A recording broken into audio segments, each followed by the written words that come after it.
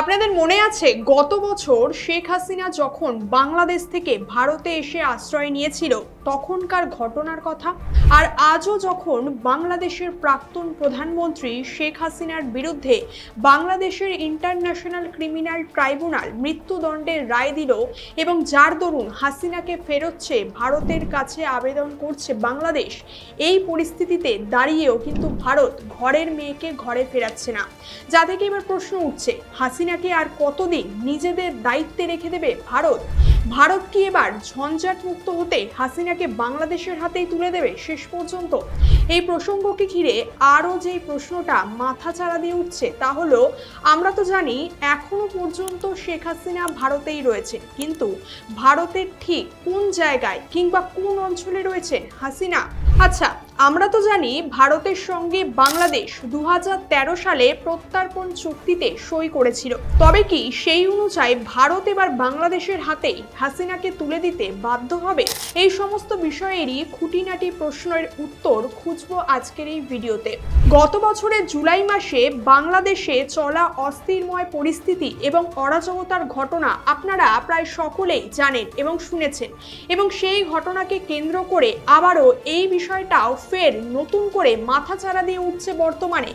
বাংলাদেশে জুলাই মাসে ঘটে যাওয়া সেই ঘটনার পর যখন বাংলাদেশের প্রাক্তন প্রধানমন্ত্রী শেখ হাসিনা ক্ষমতাচ্যুত হয়ে ভারতে এসে আশ্রয় নিয়েছিলেন, তার হেলিকপ্টার এসে যখন পৌঁছেছিল ভারতের দিল্লির গাজিয়াবাদে, সেই সময় হিন্ডেন এয়ারবাসে হাসিনা যখন পৌঁছান, ঠিক সেই সময়ই ভারতের তরফে কিছু গাড়ি এসে সেখানে পৌঁছায়।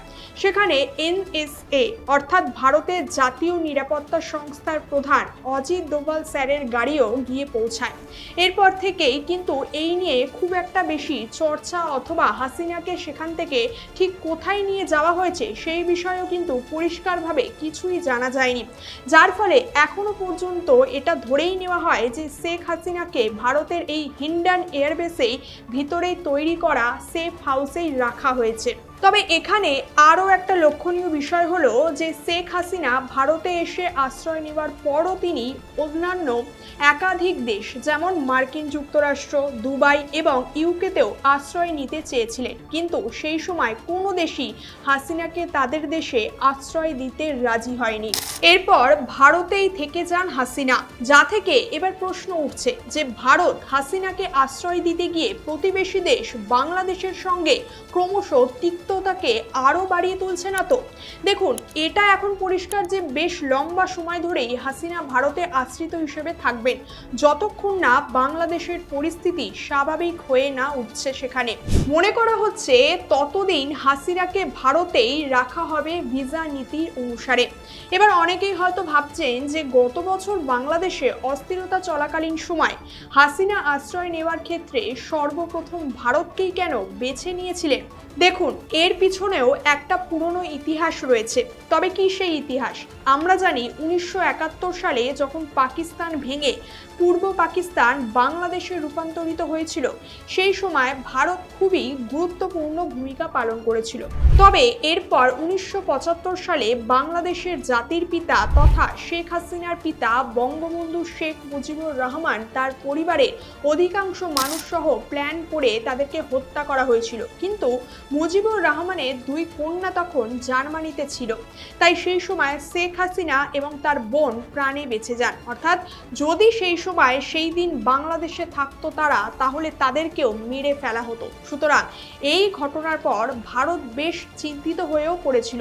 তাই সেই সুবাদেই 1975 সালে ভারতের তৎকালীন প্রধানমন্ত্রী ইন্দিরা গান্ধী মুজিবুর কন্যাকে ভারতে নিয়ে আসেন। এরপর টানা 6 বছর ধরে গোপনভাবে হাসিনা ভারতেই ছিলেন। অর্থাৎ এই প্রথমবার নয়, এর আগেও বেশ লম্বা সময় ধরে শেখ হাসিনা ভারতে আশ্রিত হিসেবে থেকেছিলেন। তাই ভারতের সঙ্গে তার যে একটা সুন্দর সম্পর্ক রয়েছে তাতে কোনো সন্দেহ নেই।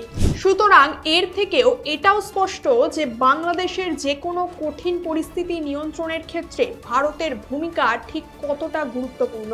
এখানে আরও একটা বিষয় লক্ষণীয় যে সেই সময় কিন্তু ভারতের কাছে ছিল না পরমাণু শক্তি, আর না ছিল সেইভাবে অত্যাধুনিক বৈদেশিক অস্ত্রশস্ত্রের সেরকম ভাণ্ডার।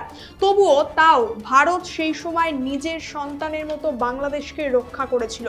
আর আজ ভারত এতটা শক্তিশালী চতুর্থ অর্থনীতির দেশ হয়েও যেন সেই উপকারী এবং দায়িত্বশীল সত্তাকে ভুলে যায়নি। তখন এত পাওয়ার হয়তো ছিল না ভারতের কাছে সেইভাবে, কিন্তু তাও বাংলাদেশের পাশে দাঁড়িয়েছিল ভারত। আর এখন ভারত এতটা এগিয়ে থাকার পরও যদি বাংলাদেশের এই পরিস্থিতি নিয়ন্ত্রণে কোনো রকম ভূমিকাই না রাখে, তাহলে হয়তো এবার প্রশ্ন উঠতে পারে যে ভারত কেন এখন হাসিনার পাশে দাঁড়াচ্ছে না। তখন হয়তো ভারতের কাছে এত পাওয়ার ছিল না সেইভাবে, কিন্তু তাও বাংলাদেশের পাশে দাঁড়িয়েছিল ভারত।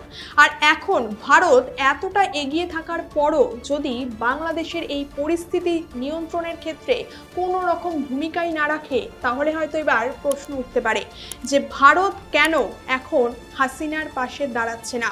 তাই এটাও একটা বড় কারণ হতে পারে যে হাসিনাকে তার বিপদের সময় নিজেদের আশ্রয় রেখে পরিস্থিতি নিয়ন্ত্রণের চেষ্টা করছে ভারত, এবং বাংলাদেশের আবেদনকে এই মুহূর্তে কোনো তোয়াক্কাও করছে না ভারত। এবার আরও একটা প্রশ্ন উঠছে যে যদি এবার বাংলাদেশের শীর্ষ আদালত তথা সুপ্রিম কোর্টও হাসিনাকে ফাঁসির সাজা দেয়, তাহলে সেক্ষেত্রে ভারত কি কোনো পদক্ষেপ নেবে, কিংবা তখনও কি ভারত হাসিনাকে এখানেই থাকতে দেবে? দেখুন, এর আগে আমরা শেখ হাসিনার এক মন্তব্য মারফত জেনেছিলাম যে বাংলাদেশে অবস্থিত সেন্ট মার্টিন দ্বীপটিকে দখলের জন্য মার্কিন যুক্তরাষ্ট্র হাসিনার বিরুদ্ধে ষড়যন্ত্র কিভাবে চালিয়েছিল, যার কারণে বাংলাদেশে পরবর্তীতে অরাজকতার সৃষ্টি হয়। এবার সেই মার্কিন যুক্তরাষ্ট্র দ্বারা পরিচালিত জাতিসংঘ তথা ইউএন এর টিমই বাংলাদেশে ভিজিট করতে আসছে।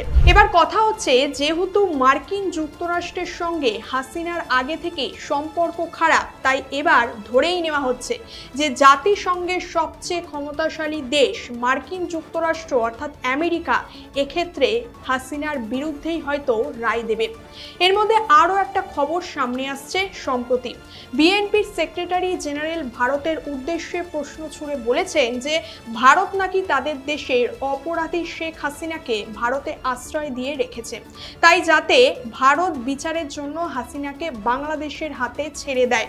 তাই এবার প্রশ্ন উঠছে যে ভারত কি তবে এবার হাসিনাকে বাংলাদেশের হাতেই তুলে দেবে?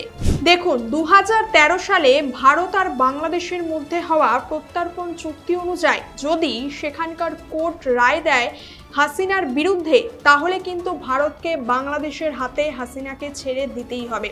তবে সেক্ষেত্রে যদি অপরাধীর কমপক্ষে 1 বছরের সাজা ঘোষণা করা হয়, তবেই সেই দেশকে অপর দেশের হাতে অপরাধীকে তুলে দিতে হবে। আর সেই সাথে সেখানে এটাও নিয়ম রয়েছে যে যদি সেই অপরাধী রাজনীতির সঙ্গে জড়িত থাকে, তাহলে অবশ্যই সেক্ষেত্রে উল্টো দিকের দেশ দ্বারা অপরাধীর শাস্তি আটকানো যেতে পারে।